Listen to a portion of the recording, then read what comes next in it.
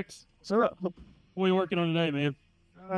2019 Camaro SS. Customer dropped it off for a cam swap. All the rest of these head bolts out on this side. Pull this head off. Then we'll show you everything I'm fixing to do in it.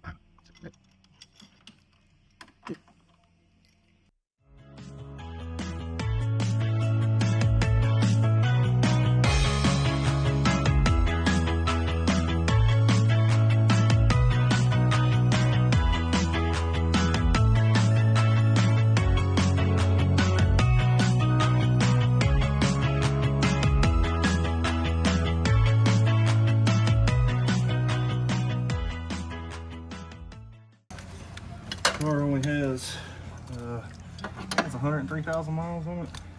The customer wants something just a little bit more. Get the chop, as majority of them say.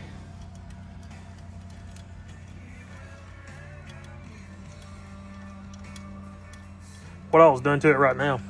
As of right now, looks like it has JBA headers, E85 flex fuel. That's the only thing I've seen so far. It's got the, let's see what intake it had on it. It's got a rotor fan intake. Customer already had it on the car. So, that's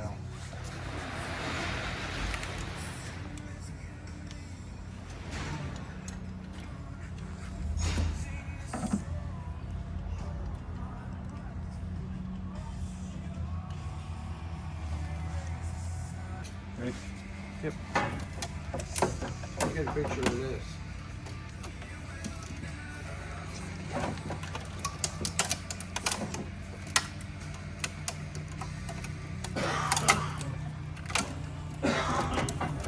That's the only bad thing with these head gaskets love to stick.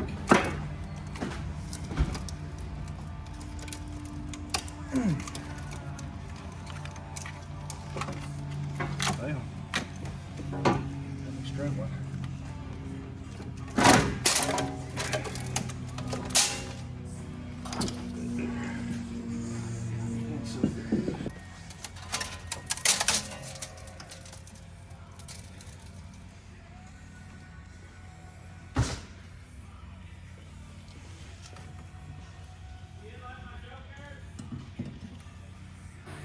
All right, we got the passenger side, or driver's side head off, I'm sorry. Got the driver's side head off. If you want to, I'll come in there and I'll show you the parts room. That's where we keep all of our stuff at for every build we have coming through the shop. So, this is a Guerrera, which is Mr. Daniel, who that car is. So, got a bunch of goodies from BTR.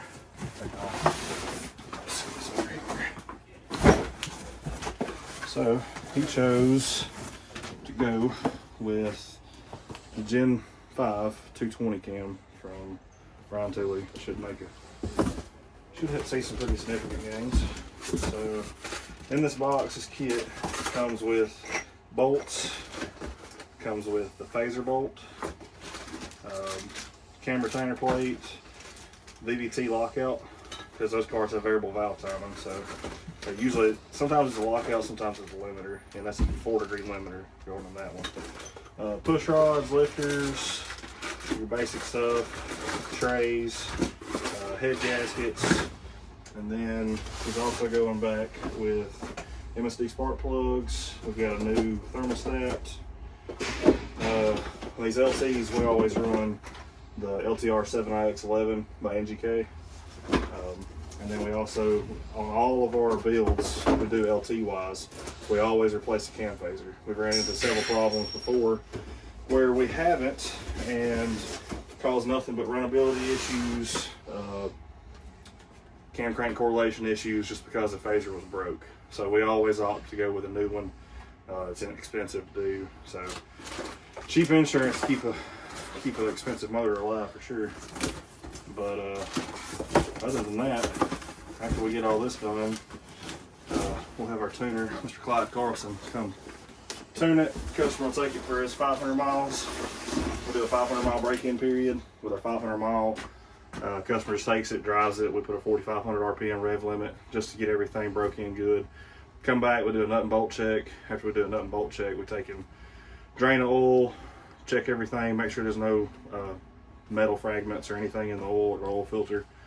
After we do that, fill it back up with oil, schedule it, put it on the dyno, and then we get some dyno numbers.